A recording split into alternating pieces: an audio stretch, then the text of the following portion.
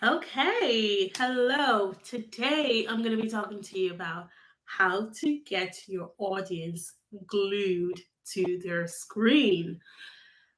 Basically, how to create bingeable content here on YouTube.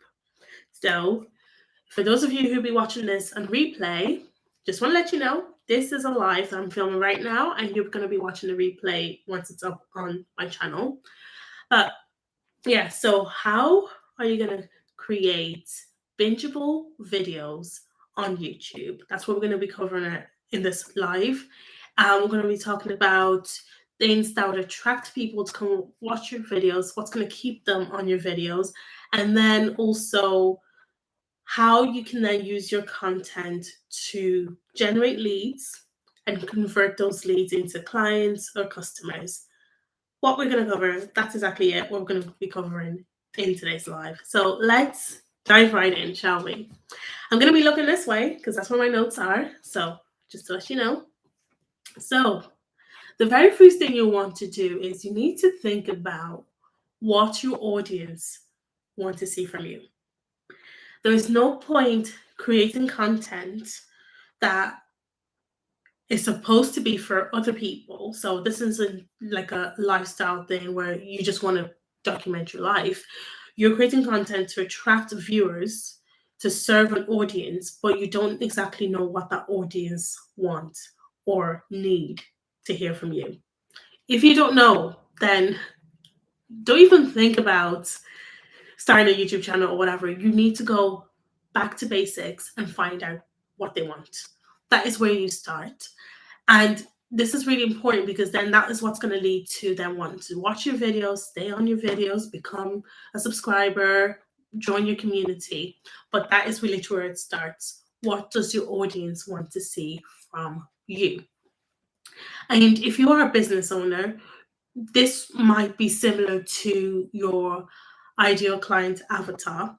So if you have an ideal client avatar and then you have a YouTube channel that is promoting your business, where you're going to market your business, then that YouTube channel, the audience for that would be similar to your ideal client avatar. So if you know what your ideal clients are struggling with, you know what their pain points are, then you're going to address that as well in your YouTube videos. And then the second thing you want to do is you need to learn how to attract clicks. So your videos need to be attracting clicks, it needs to be attracting views. And if you've been on this channel, if you've been watching my videos, you would know most likely what I'm going to be talking about, and that is thumbnails and titles. I will constantly and continually talk about thumbnails and title until the cows come home because it is important. Both of these are really important to get in views. Your video could be like produced by, the best producer in this world, but if you don't have a title and a thumbnail that is going to attract people to click on your videos, ain't nobody going to know how great it is. And that is the truth. So, how do you attract views?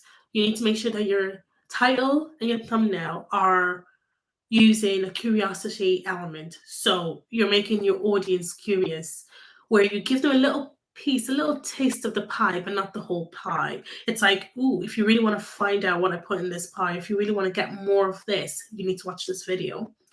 That's what your titles and your thumbnails need to be doing. Make sure, a lot of business owners do this, make sure you're not filling up the thumbnail with so many words. Your title does not need to also be in your thumbnail. Both of them serve a different type of purpose. Well, no, they both get you views, but they both do it in a different way. So what I see some people do is they will take the actual title of their video and they'll also put it on the thumbnail. It doesn't work that way because ain't nobody got time to read your thumbnail. I think it's something like 0.3 seconds. That's how long it takes for you to get someone's attention with your thumbnail. So it's very important that you don't have too much text. You have a visual element that is interesting, or you use colors that grabs people's attention, and you're using curiosity, you're using emotions to make them want to watch that video. Your title does the same thing. Use emotions or curiosity to make people want to watch that video. So, for example, with this live, the title is "Get Them Hooked" on your video. How to create bingeable content on YouTube, something along those lines. So get them hooked on your videos, or get them glued. Yeah, get them glued to your screen. That's something very like, ooh, and it's a word that I've heard people say. My ideal clients, I've heard them say. So I know when they see that, it's something they can also identify with and recognize because they say it themselves. So that's another element, something that people are familiar with or they can recognize. That's really good. So, and then the second part of that title is how to create bingeable content on YouTube, because I use that tagline because that I know that has keywords that people are searching for. So the first part of your title needs to speak to a human. So it needs to be relatable or drive curiosity or evoke emotions. And then the second part of the title needs to also should then speak to the algorithm. So the algorithm would know what your video is about, it'll have keywords, and it'll be optimized for search basically. And that is how you do it for your titles. Your thumbnails, like I said, curiosity, emotions. Don't use too many texts. So my thumbnail for this live says something along the lines of "Get them hooked." That's it. And so people are going to be like, hooked on what? And then they'll look at the title and get more context on what you're saying. So that is kind of how it works. So you want your thumbnail to grab people's attention, like, oh, what's this about? And then they go to the title, and the title will give them a little bit more context about the video, but it doesn't answer the entire question. So it's like, okay, I know this is going to be talking about creating bingeable videos on YouTube, something I'm interested in. So in order to find, I'm going to have to watch this video. That's sort of how it works. And then the third thing is your videos need to be engaging. The amount of times I see people, and I get it because when I started as well, I was the exact same, but people are literally sitting there looking bored out of their mind. And a lot of them don't have microphones, so they're not speaking up. So they're talking very quietly, and somehow they just expect this device, either it's a phone or a camera, to just pick up their sound, their voice, and spice up their video for them. You need to have energy in your video in order to make it engaging so that people would want to actually watch you. If you're showing up in video looking like you would rather watch paint dry, why in the name of God would anyone be interested to watch that video? It's like, well, you don't even look like you're bothered to be here. So why should I be bothered to listen to you?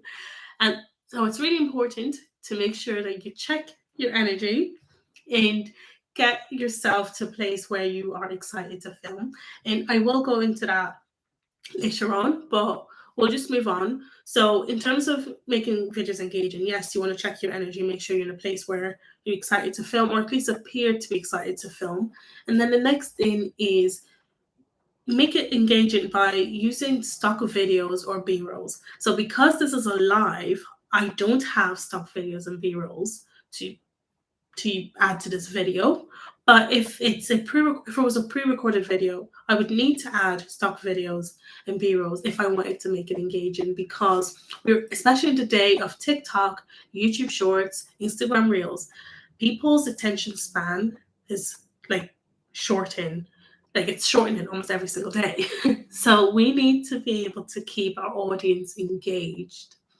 And using B-rolls, it's nice to have something change in the screen so people go, oh, something just happened, and it gets their attention again. Because let's face it, and I'm sure a lot of you can relate, when you're having a conversation with someone and the conversation is so boring, your mind starts to wander and like think about other things, maybe like what are you gonna have for dinner, all this other stuff. But then the second they go, so yeah, that's it, and you're like, oh, brilliant, you come back because they moved your head or they did something exaggerative that got your attention. It's kind of like that when people are watching your videos. They're watching and they're like, oh, that's really good. And then eventually it's like, what am I going to have for dinner? And then a B-roll comes on. It's like, oh, wait, where did she go? Okay, what's happening here? And it gets their attention back. So that is what you want to do. It's kind of like when you're in school and, your teacher's like, turn around, look at the board. It kind of snaps you back into place. That's what you want to do with your B-rolls so that people aren't just getting bored. Because if I'm watching a video, and a lot of people are like this, if they're watching a video and the mind starts to wonder, when they come back and they're like, oh wait, I was watching a video and it's like, oh, she's still on that same topic, most likely they'll click out. So you don't want people to be clicking out of your videos easily. So you want to use stock videos. Stock videos are videos that aren't of you or that don't belong to you. And B-rolls can either be videos of you doing certain things or stock videos that you've bought. So for people who don't understand what a B-roll is, it's literally just a picture or video that shows up on screen that basically replaces you or the main video or the main role on screen for a couple of seconds, and then it goes back to the main video. So if I'm talking about making my morning coffee, I could show a B-roll of myself making my coffee as I say that every single morning I have a cup of coffee. I can show myself making that coffee. So the video of me making that coffee, that is a B-roll. Excuse me. And now we're going to talk about your energy. So we kind of talked about this a little bit, but how can you use your energy to keep people engaged? So energy is really important when you're shown on camera. If you're looking bored out of your mind, nobody's going to watch it. It's like, like I said before, if you look like you'd rather watch paint dry, why would anyone want to watch your video? It's like you can't be bothered to show up in like excited or interested. So why should I be bothered to watch your video?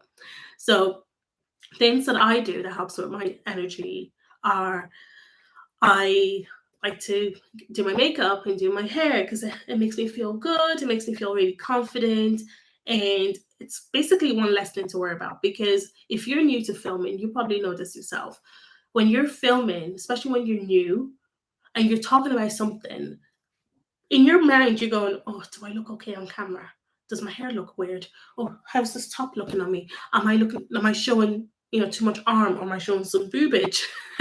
And you don't want that. You don't want to be thinking about that when you're showing up on camera, because what you want is one less thing to worry about. The less things you have to worry about on video, the better you can show up, and the more you can just focus on what you have to say.